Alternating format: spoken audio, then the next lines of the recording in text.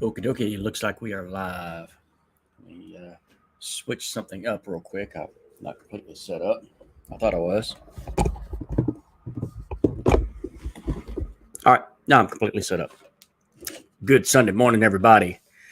It's 10 o'clock my time. Hope everything's going well for y'all. Hope you're having a great weekend.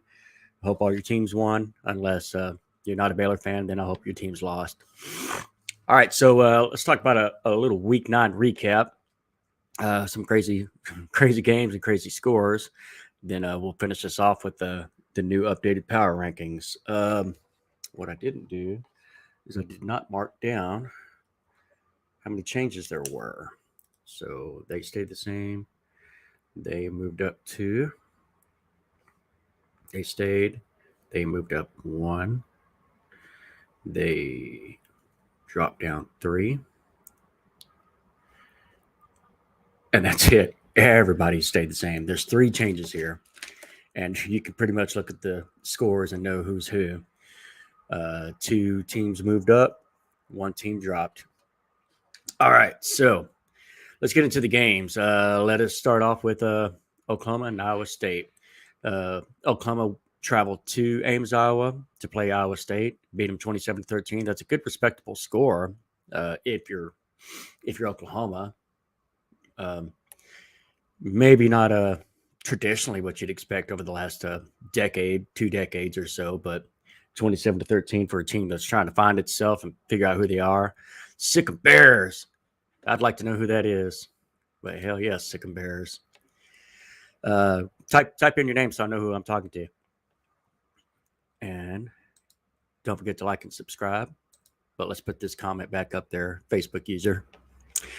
Okay, so Oklahoma versus Iowa State, 27-13 on the road is a good, respectable score for a team that's trying to find itself, as I said. I'd say kind of an outlier is their 2 horrible losses. Was it 3? I'm sorry, 3 horrible losses. TCU, Kansas State, and Texas. Is that they were very injured, so there was a lot of turnover throughout during the off season, as far as personnel, the players, and then all of the coaches. Everything was just topsy turvy. And then you couple that off with some significant injuries on the offense and defense, and it was just too much for Oklahoma.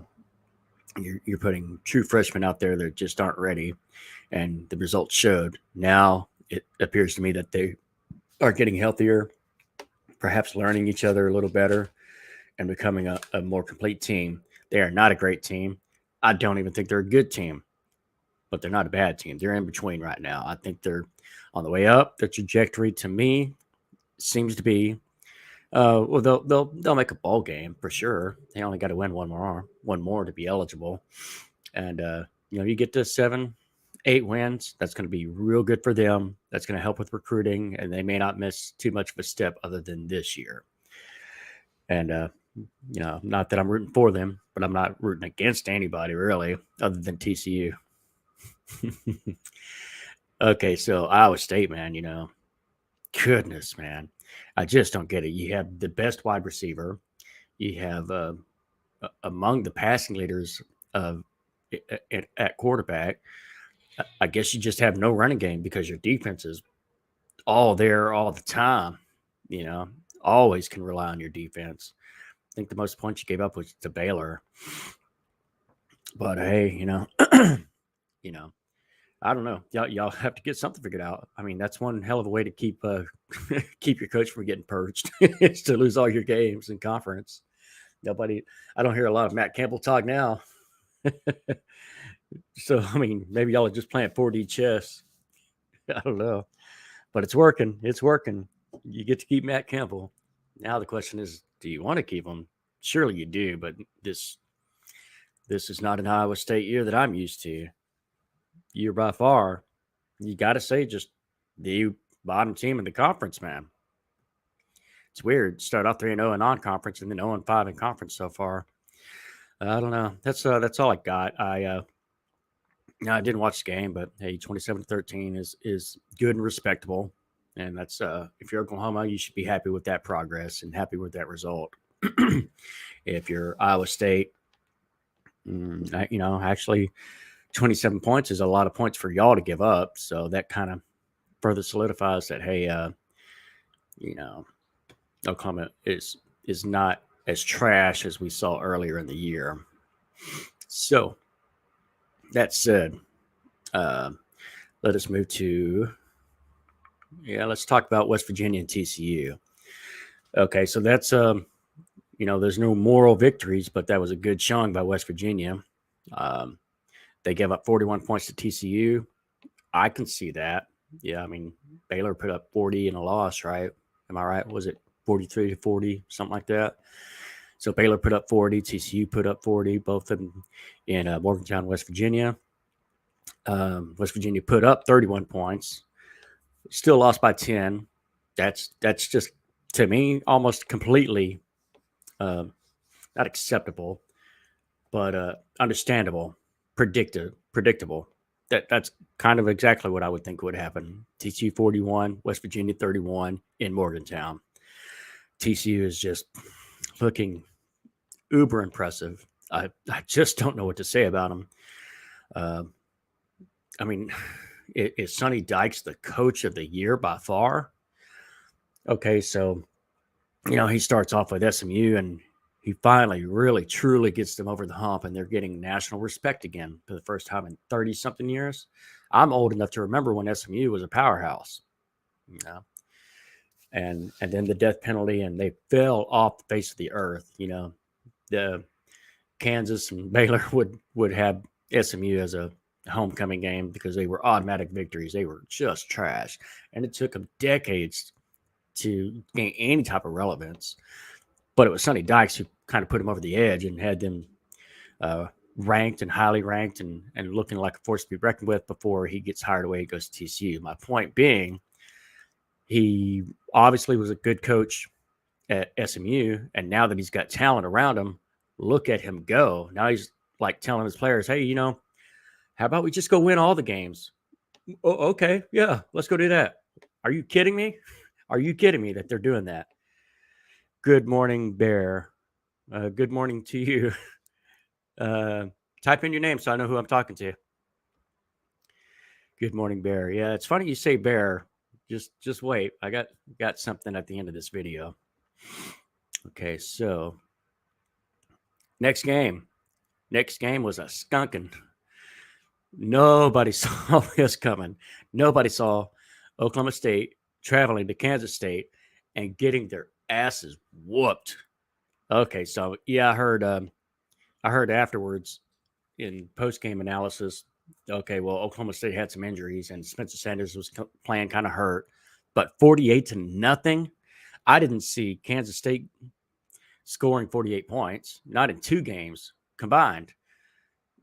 What do they probably average, I'm guessing, around 24 points a game. So they put two games on Oklahoma State. They took Oklahoma State's offense and scored twice. They scored for themselves and for Oklahoma State. That's very benevolent of Kansas State. But 48-0 with a backup quarterback, Will Howard, that almost makes them scarier than if they had Adrian Martinez, because I know Adrian Martinez has a reputation of letting you down. Like he did in Nebraska. He would just tease you. I call him the second coming of Tony Romo because of that. But no. So Will Howard, I guess he's more of just a passing type of quarterback. I haven't studied him enough to formulate a great opinion on him yet, but I think he's more of a pocket passer as opposed to Adrian Martinez being more of a scrambler who can pass. Not great at it, but can pass. So for Oklahoma State to go out there and lay a goose egg shocks me, completely shocks me. You couldn't even get a field goal. Wow. I kind of wish I'd watched that game to understand how in the world that's possible, but here we are, 48-0. And bear with me just a sec.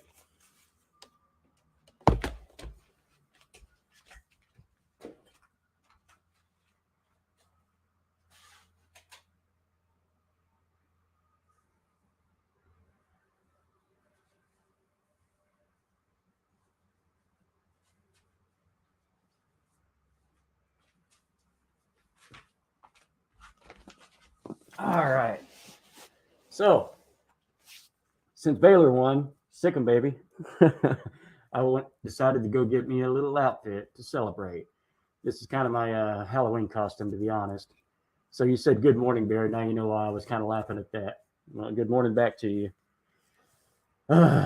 What a victory, man. So 45-17. Very, very pleased in the game. Very surprised, man. I know I had predicted a Tech win, in Lubbock. It kind of shocked me. It just felt like Baylor had too many questions this season, and still in the middle of the season, too many questions now. Like West Virginia really scared me when we gave up that amount of rushing yards to them, and I thought, well, we're not guaranteed to win any game because of that. But hey, we go to Lubbock and dominate them. I pulled up some stats and they shocked me. Let me see if I can pull it back up. Hey Siri, what was the Baylor score yesterday? Baylor soundly defeated Texas Tech by a score of 45-17 yesterday. Okay, so when I did that, I pulled up some stats. All three quarterbacks for Texas Tech played yesterday out of necessity. They had to. But 11 of 34. I know the guy's a redshirt freshman, but still 11 of 34. 1/3 of your passes, 33%, less than. That's dominating. So here's what I'm going to tell you about Baylor. Since it looks like I got a Baylor fan watching, in the offseason, we were expecting last season's results out of our defensive line. Well, they finally came to play yesterday, and that's not hyperbole. That's not a guess. They came to play yesterday. You've got 6 sacks and 5 interceptions yesterday. That's a defensive line we expected from last season. My point is this. If that's what we have for the rest of the season, because that's how it happened last season too. We were not superstars at the beginning of the year, but by the time we made it to Oklahoma and Oklahoma State and Ole Miss, we were dominant. If that's what we got going on this year, y'all are done. Every other team is done. You're not going to win a game. Because I want to say, even if you have a good passing game or if you have a good running game, you won't. You just won't. If that's what we can expect out of Baylor for the rest of the year, you're done. Baylor will win out. I don't know if that's going to happen, though, But if that's what we can expect from now on, then Baylor will win out. And I've got enough faith that in Blake Shapen in our passing game, he has progressed enough, and I'm starting to be able to rely on them. Now, I will take something away. I have a negative thing to say about Baylor. Okay, so we got a true freshman superstar, Richard Reese. That's great. That's fantastic. But y'all ran him 36 times, and he caught 3 passes yesterday. So almost 40 times he touched the ball. Did you happen to notice? Let's see. Let's post this up there. I got a name this time. Absolutely. Still think unlikely we win out, but it's not impossible like I thought it was prior to Texas Tech University. So I'm guessing I got a Baylor fan. Oh, this is somebody actually watching on YouTube. That's why the name and profile picture shows up. Yes, sir. Yeah. Same. I was completely worried about Texas Tech. It felt like we had too many questions at this point of the year, and it felt like they were on the rise. And there was just too many questions there for me to feel comfortable about it. And I did pick us to lose that game, and then we go and dominate them. And as I was talking about those stats, what we did to the passing game was incredible. We finally showed out, and I'm kind of giving the credit not to the secondary, but to the defensive line for disrupting Baron Morton as much as they did. Made him play like a true freshman, even though he's a redshirt freshman, just like we did last year against Caleb Williams, who, if you've ever watched Caleb Williams, he is a stud. He has all the tools to be fantastic, and we ate his lunch last year. I got to go to that game. It was beautiful. He was handing off to people who weren't there, throwing interceptions left and right to save his life. And kind of what we saw yesterday. And Gabe Hall, man. So every time I do an interview, I ask the opponent, tell me somebody that you know about that not everybody knows about. And then the tables get turned and they will ask me who's somebody that I know about that not everybody knows about. On defense, I've been saying Gabe Hall. And what does he do? He gets 3 sacks yesterday. When he's on, it might be a byproduct of Siaka Ika doing his job and the rest of the defensive line, but when Gabe Hall is on, unblockable. That's why, finally, this year we got to see why he's a projected first-round pick. So, but now back to before your comment, I was trying to get to what scares me a little bit about Baylor. A reason why we might not win out and is very troublesome to me. We've got a true freshman running back, Richard Reese, and he touches the ball 39 times yesterday. And if you noticed, he was, after each hit, he was walking a little slower, a little slower, a little slower. Okay, so Baylor must have figured out, hey, we can exploit this running game against Tech. That's how we're going to win this game.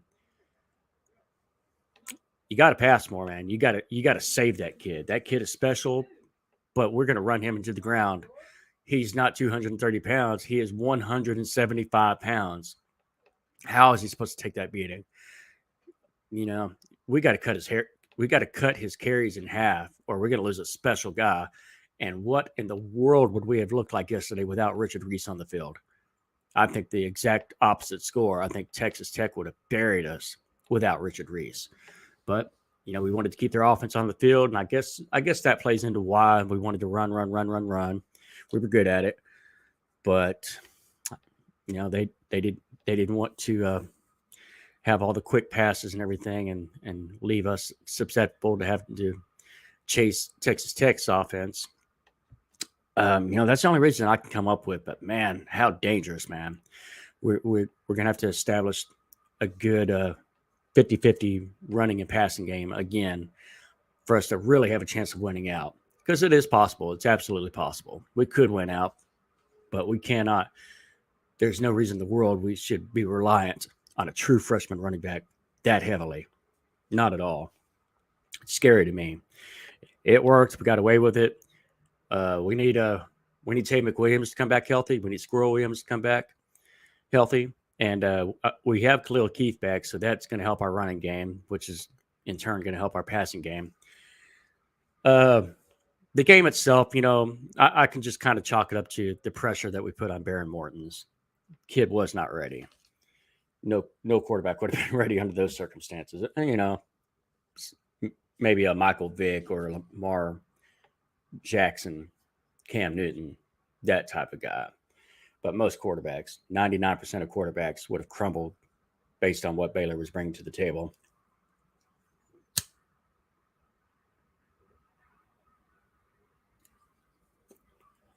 Okay, so now that I've talked about the 4 games, we're going to go to the updated power rankings. Once again, not a lot of turnover. I literally changed 3 teams, and that's it. So, as I always do, we're going to start from the bottom and work our way up. Staying at the bottom, falling to 0-5 in conference play is Iowa State University. The close games, you know, there's no moral victories here. You got to win some games. They started off 3-0 in non-conference and have lost their last 5 games, all of them in conference. They just can't beat anybody. They don't have the right mixture of talent on offense. If they had a spectacular running game, they could be undefeated. And that's completely plausible because they do have a good passing attack. They have a good quarterback, and they have the best wide receiver in the Big 12, Xavier Hutchinson. If they had a running game to go with that, they would be absolutely dangerous because their defense is lights out. They're losing all these games and still keeping them close and still holding the scores way down low. For someone without a dominant running game, it's hard to keep that score low, but they do it consistently week after week. So kudos to them, but still got you at the bottom, man. You got to win a conference game. At number 9, staying put at number 9 is West Virginia. And, you know, they'll play like a good team and then they'll play like a bad team. So don't know who they are. But I do know they've only got 1 conference victory. Even though that's against Baylor, that's not enough to boost them any higher thus far. Had a good showing against TCU, but still not enough. This is we're not graded by moral victories. You know, but that tells me, hey, they're not a trashy team, but But in this conference, they're not the best team and they're not a good team. They just play good sometimes. All right, so staying at number 8, I have Oklahoma. You did win 27-13 yesterday, but it was against Iowa State. I can't give you any extra love for that because everybody has beaten Iowa State in conference. But I think y'all are kind of starting to right the ship a little bit. You're proving that you're not the worst team. You proved that Iowa State is still that worst team. And that's where I've got y'all for now. One more note I want to add is, hey, we're done with the buys. That's it. We've got week 10, 11, 12, and 13. And the rest of the season, nobody's got a buy. So there will be 5 versus 5 in the Big 12. That's cool. Okay, so Kansas. I kind of debated on whether to put Oklahoma above Kansas or not. And finally, I kind of settled on, well, Kansas did beat Oklahoma, so it wouldn't be right. Am I saying that right? Wait a minute, Oklahoma did beat Kansas, didn't they? I forget. Let me look. I may have to change this midstream. Okay, it wasn't week 8. It was week 7. Oklahoma did beat Kansas. Ooh, I'm going to change this midstream, man. So, okay, I'm changing 2 more teams. I'm going to drop Kansas to number 8. And I'll move Oklahoma up to number 7. That seems fair. 52-42 was that victory. Yeah. I don't know why I had it in my head that Kansas won that game, but I was wrong about that. So let me start that over. Iowa State at 10, West Virginia at 9, Kansas at 8, and Oklahoma up to 7. See there, Oklahoma just moved up twice in the same week. How amazing is that? Okay, so yeah, they both have identical records at this point. They're both 5-3, both 2-3 in conference. But hey, I'll take that victory over Kansas as the thing that changes my mind there. Staying at number 6, I've got Texas Tech University. I almost kind of wanted to drop them a little bit because that was quite the beatdown yesterday. But I'll tell you like this: how volatile this conference is this year. Think about it from this perspective. Baylor travels to Morgantown and gets beat by West Virginia. And the next week, West Virginia travels to Texas Tech and gets beat the hell down. Wasn't a game at all. And then the next week, Baylor travels to Texas Tech and beats the crap out of them. So how do you make rhyme or sense or reason out of anything there? None of that really makes sense.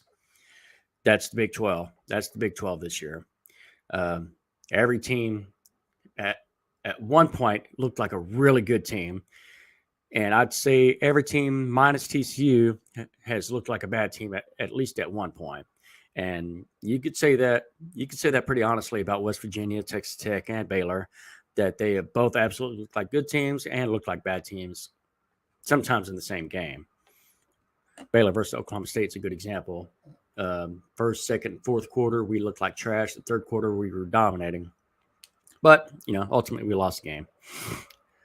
So I've got dropping down 3, Oklahoma State University.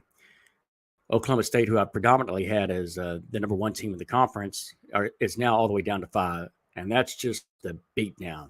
If Oklahoma State wants to move up, they're going to have to prove that was an outlier. But losing 48-0 on the road to Kansas State, wasn't seeing that at all. And that's just it. I dropped them 3 because I think there's 4 better teams than Oklahoma State right now. You have to prove that 48-0 was a fluke, and I don't think you can. I feel like I could have almost moved Oklahoma State down even further, but I'm giving them some love because, I still have a little bit of trust in Mike Gundy. But what in the world happened with 48-0? Injuries aside, man, there was no pride in that game at all. That completely shocked me. Say hello, our viewers, so maybe I know who you are. Tigger T, what's happening, bro? Brand new subscriber right here. Thank you, Tigger T. Yeah, I reached out to you. Somewhere else.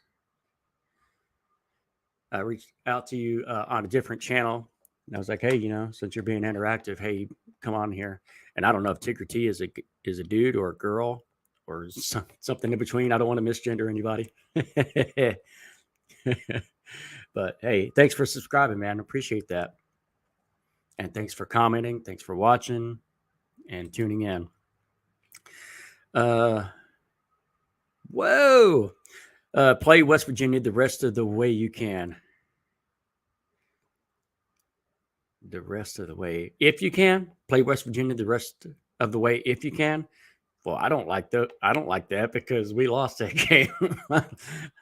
If we have to play them, I don't want to play the way we did against them the rest of the season.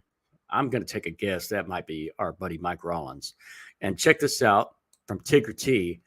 Listening all the way from Liverpool, England. So all of my football talk, I'm sure Tigger T's like, huh? Who? What? Which is funny, though, because of the video that we were watching tells me that you're interested in American politics. That's kind of interesting to me if you're from England. And Tigger T also wants us to know that he or she is a geezer. I guess that means you're up there in years. I'm fighting a tooth and nail myself, buddy. We're into soccer. Yeah. Liverpool, England. You're into soccer. Sorry, man. I don't have any soccer content on this channel. If it ever gets there, I'll probably discuss scores from soccer in the Big 12. But yeah, it's huge over there. I was stationed in Germany, and I know the difference in the sports and what Europeans are fanatical about, and y'all are absolutely fanatical about soccer. Hence the term soccer hooligan. Y'all take that sport extremely serious, and it's the number one sport in the world. It just hadn't quite caught on here in the United States, such as American football has not quite caught on really anywhere else, despite, decades of trying. Same thing with soccer in America. Decades of trying hasn't really reaped any results. Not really. You get a little bit of excitement around Olympics, and that's just about it. It's okay, mate. Just do what you do. Great podcast, by the way. I was stationed in Germany for a while, too. Cool. So you served in the military as well?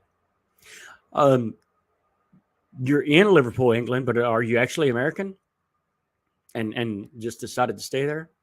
And this Facebook user says, because soccer sucks.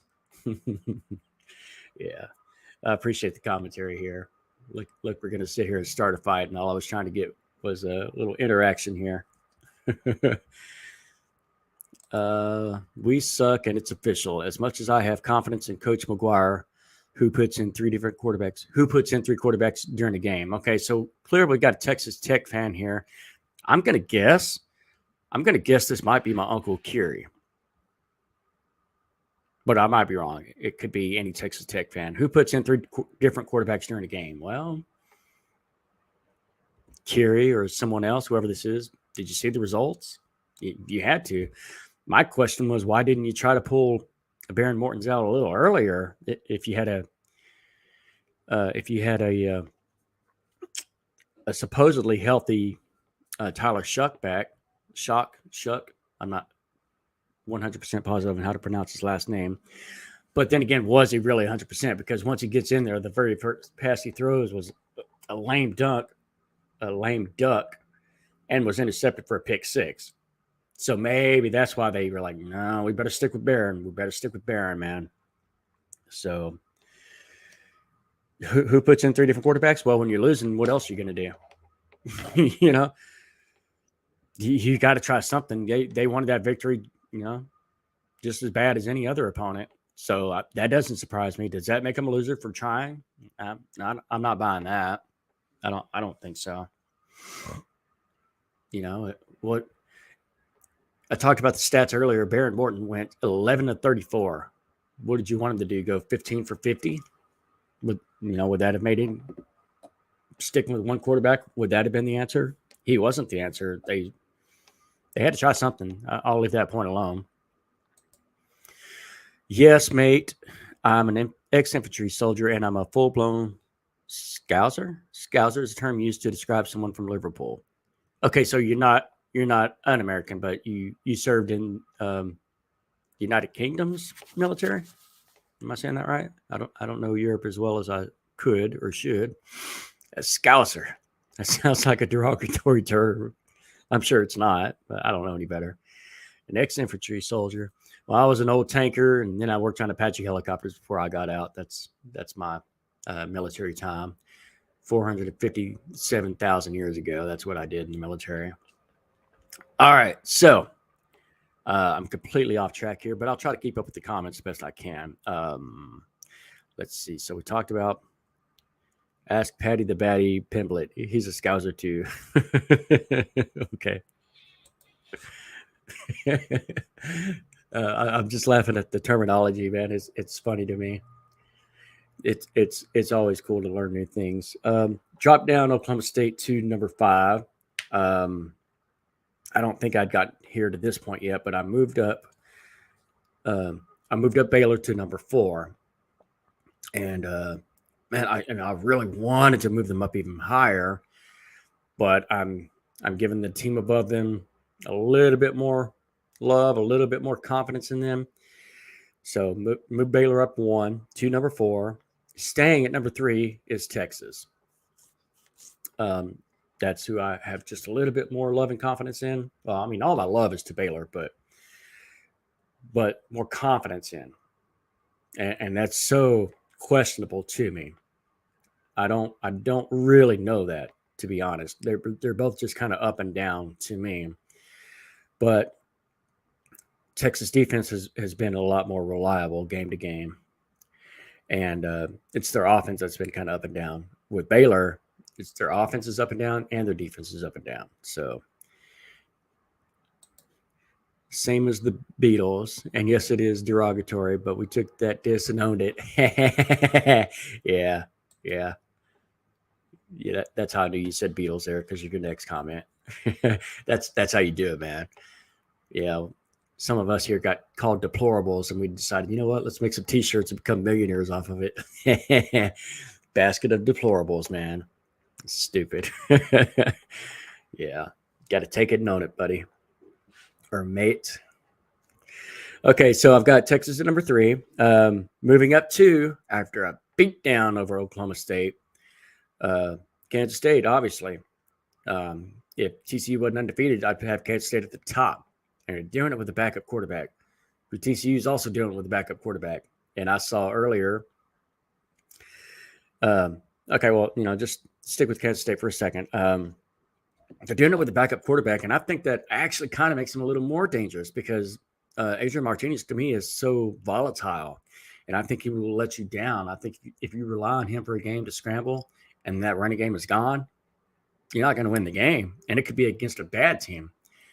Kansas State only has 1 loss, and it is to Tulane, who I don't know yesterday's result, but Tulane was ranked in the top 25, had only 1 loss this year, so obviously they're a good team. So I'm going to stop talking crap about Kansas State because of that loss to Tulane, because I guess it's acceptable now. Now it makes a little more sense that Tulane was actually a good team, and maybe they caught Kansas State by surprise. Other than that, Kansas State is undefeated. I think, who do we got next game? Oh, Kansas State and Texas. But I'm kind of looking forward to when Kansas State plays TCU. That is going to be incredible. Have they already played? I guess that's. Okay, I'm confused. No. Yes. Okay, they've already played. That's why they have 1 loss in conference. So, anyway, there's nothing to look forward to there, because that game's already happened. I got Tigger T laughing. I guess he likes my comment about the deplorables. Yeah, some stupid BS, huh? I try not to get political here. I'll do it organically if I feel the need, but yeah. I try to keep this sports and keep this light and entertaining and an escape from reality for other people. So we got TCU at number 1. TCU, like Kansas State, also has a backup quarterback. And I almost jumped ahead and wanted to talk about this. And I was like, no. Let me share some time with Kansas State, who's earned that number 2 ranking. Now, I want to point out something that I heard about TCU. When reading an article, trying to research this and formulate a better opinion of, my thoughts on each game and where I should rank these teams. Well, this article on TCU is talking about Max Duggan as a Heisman contender. Yep. And who's going to argue with that? Who's going to argue with that? Do you really think? I think Chandler Parsons is healthy now. Do you think he's ever going to see the field unless it's a blowout?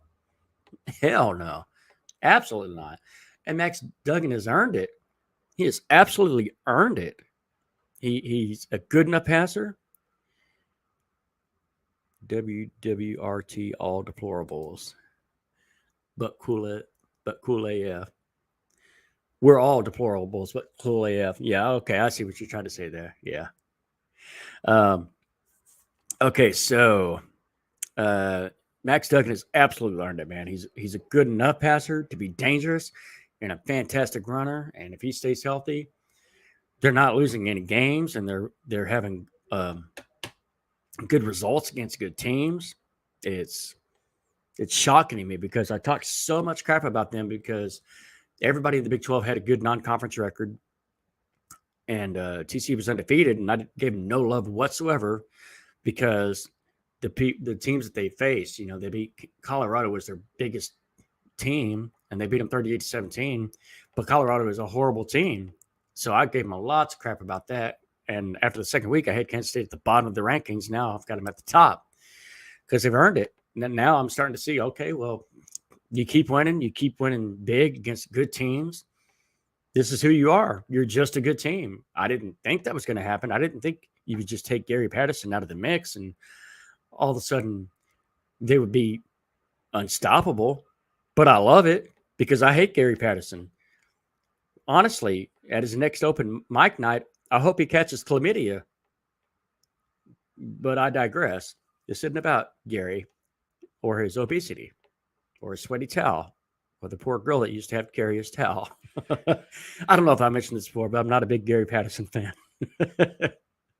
But anyway, kudos to Sonny Dykes, man. Doing amazing. I love giving Gary Patterson hell, man. I just don't respect the guy.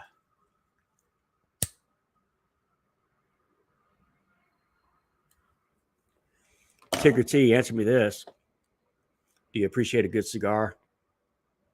These high-end cigars are the absolute best. I smoked cigarettes for many, many, many years, but nothing absolutely beats a good quality cigar. I love it to death. Okay, so Fat Pat. Yeah, Fat Pat. Yeah, apparently you're not a big fan either. Okay, so I'll just tell y'all what it is that I hate so much about them. Okay, so when Baylor was going through their little scandal and everything, I say little scandal, but you know what I mean. I'm sure behind closed doors there was all the horrible comments in the world where you can't send your kid there because look what happened to Baylor and all that.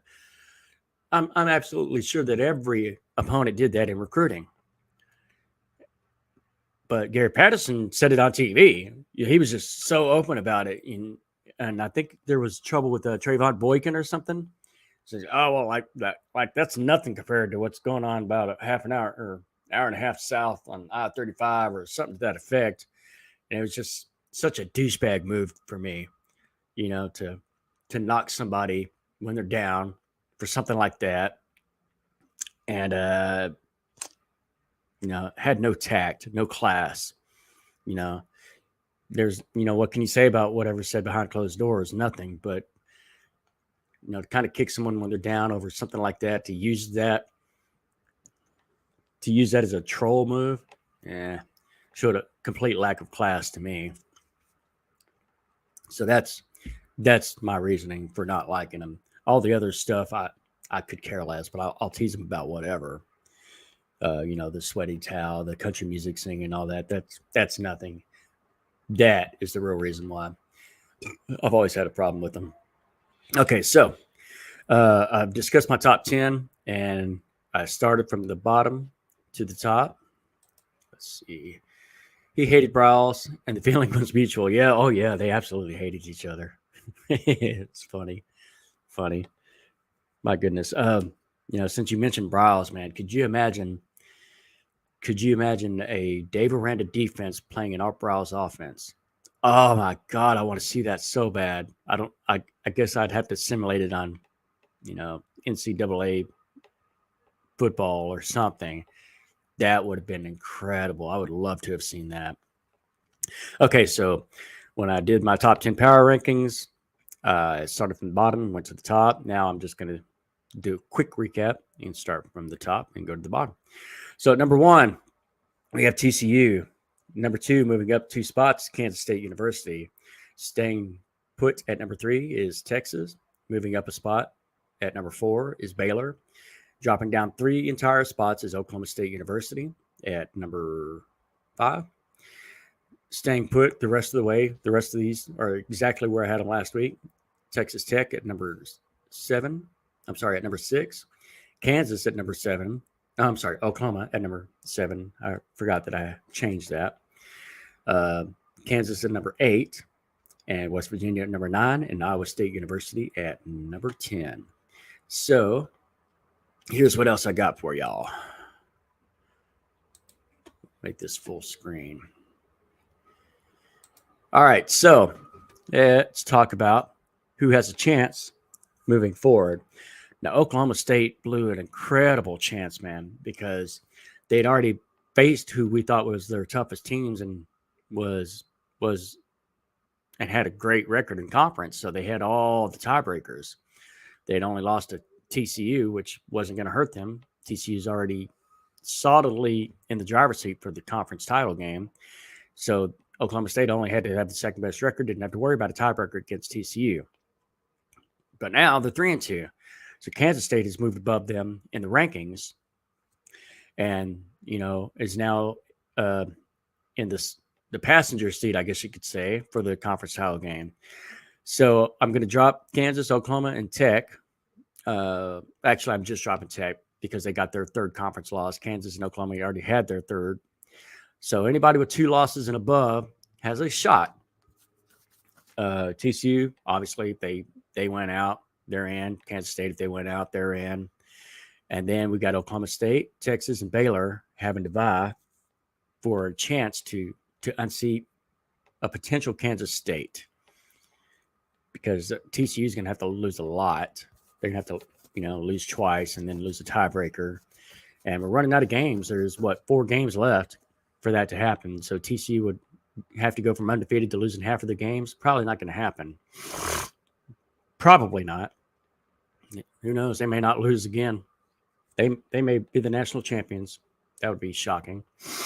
So anyway, just from a tiebreaker standpoint, Baylor still has to play Texas. That'll be the last game of the year. So that could potentially be huge if they are still at that point in the running. Oklahoma State's got some questions, man. I don't think 48-0 means that they're just gonna automatically get their crap together and become the great team that we thought they were. I think they're gonna lose again. I don't think they're gonna make it to the conference title game now. Baylor has a shot. Texas has a shot. They both have questions. Baylor has questions on both offense and defense, which is very scary. Texas has questions on offense. And we just have to see. But the 2 that are in the top seem to have the least amount of question marks. Now, if I had a question mark for Kansas State, it would be this. At first, it was always, I don't trust Adrian Martinez.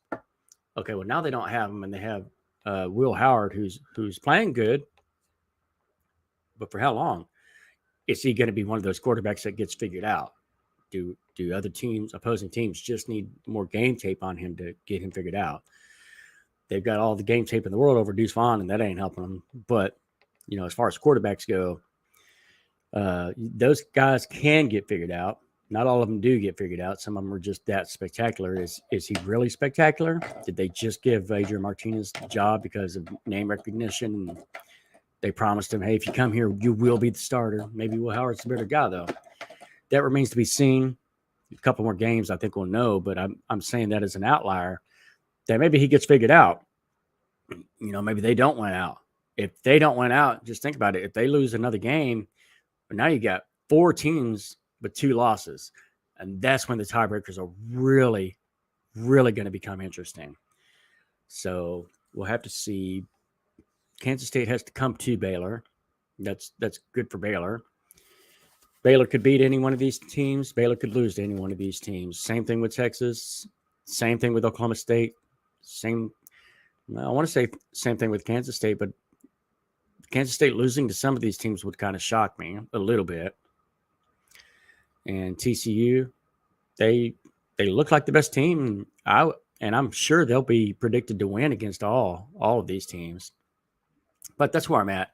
I don't have enough analysis about the ins and outs of what's going to happen. I did a prediction last week of what I thought was going to happen. And I think I had TCU and Oklahoma State in the title game. And Oklahoma State blew an incredible opportunity with their tiebreaker scenario. Now they're right back down in the middle of the pack. And they've lost the tiebreaker to Kansas State and TCU. So we'll have to see. Kansas State wins out. TCU wins out. Oklahoma State is gone. And so is Texas and Baylor. But let's see how this plays out. We got 4 weeks to decide this. These are the last 5 Mohicans, so to speak, and who I am giving a chance to make the title game. What an interesting year so far. Okay, let's see. Now that I'm back to my screen, I can see. I've got some more comments. Not sure the offense will be the same now. Tech runs an offense very similar, and we shut it down.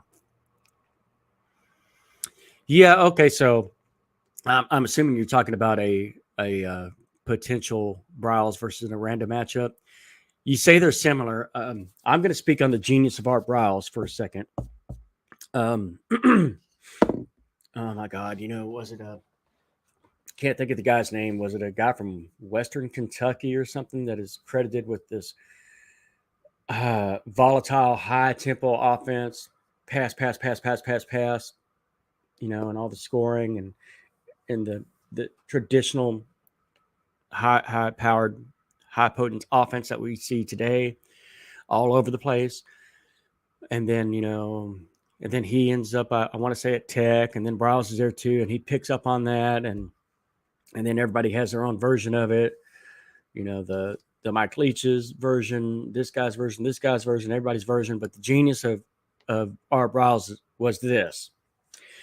Okay, so think about this from a standpoint of, we're trying to compete against Hal Mumme. Yeah, there you go, buddy. Yeah. That's who I was thinking of. Okay, so if you think about it from this standpoint, okay, so Baylor's, 1.5 star athletes at the get-go when Briles took over, and we're competing against 4 and 5 stars at Texas and Oklahoma. How in the world can you do that? Okay, so this is my mindset of how you would do that. Let me light this back up.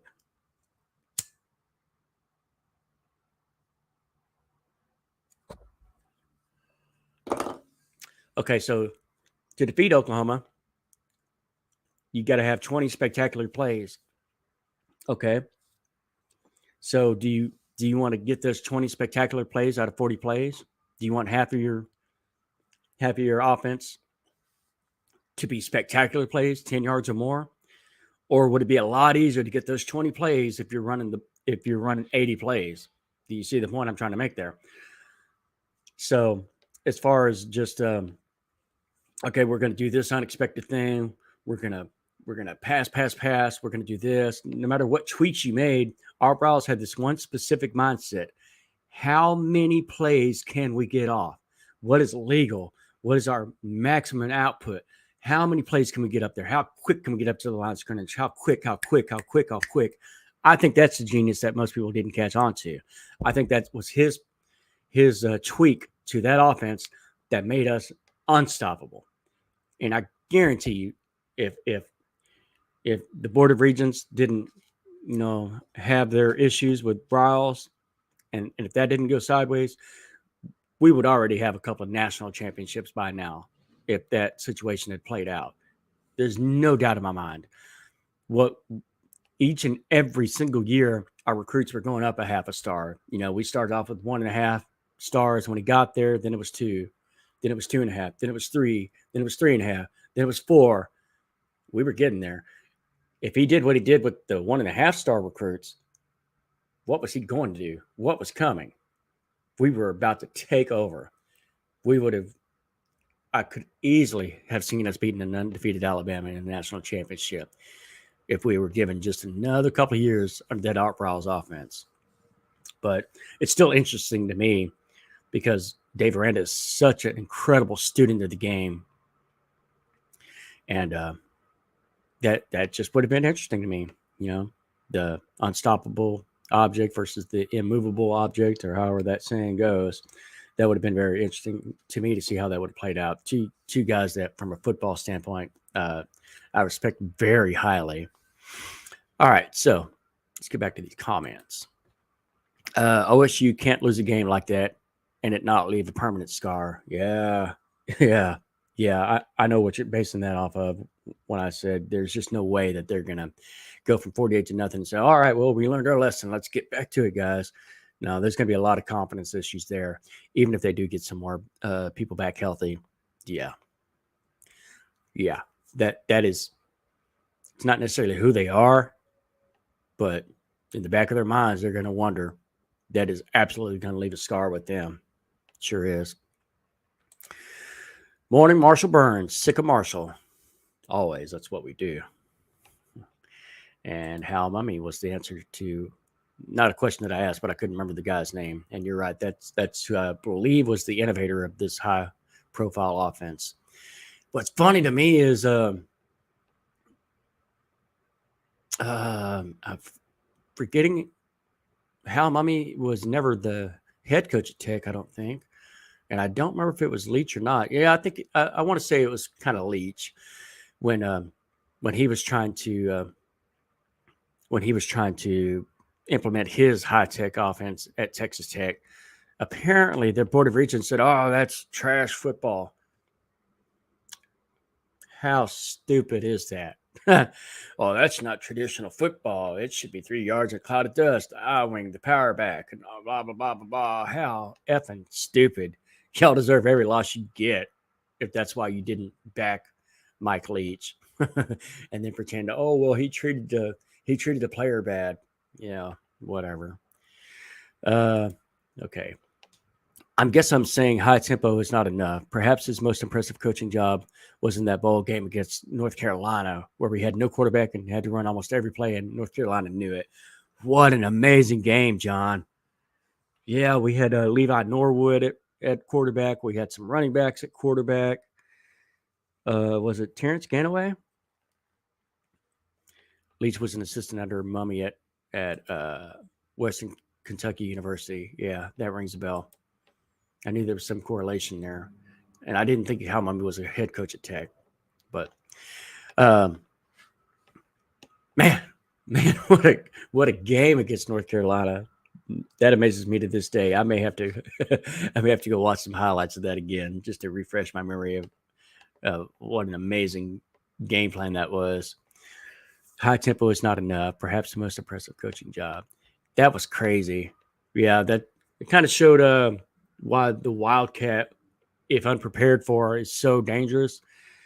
What made Gary Bohannon such a beast last year was, my God, if you got a running quarterback, that's so hard to stop. How do you back up, respect the pass, and then all of a sudden you got 15 yards of open field with a mobile quarterback, and Gary Bohannon was a beast of a guy anyway, very much a Jalen Hurts shaped, size, physical wise type of player, and probably very much the same as far as talent as well. Not the greatest passer in the world, but a phenomenal runner. Okay, so I've talked a little bit about the scenarios of everything, of how this could play out. And I forgot, y'all don't get to see my pretty face. I forgot that I had it on that other screen. So anyway, we are back. we're back live here, and we're going to go ahead and get this. We're going to get this video ended. Talked about the results of the week 9, recapped it the best I could. Have updated my power rankings, and they haven't changed that much, which tells me this season is starting to make sense and shape out sort of in the way that I'm predicting. I'm starting to get a better feel of where I believe these teams are, and I would think most of y'all would agree with this. And then we have talked about talked briefly on the scenarios of who can actually make the title game. So I want to thank y'all for participating and being interactive. It makes these videos so much better when it's not just my voice talking scenarios of what I think. That can get boring. I want to hear what y'all think as well. So thank y'all once again, and I will talk with y'all later. John and everybody else out there, sick 'em Bears.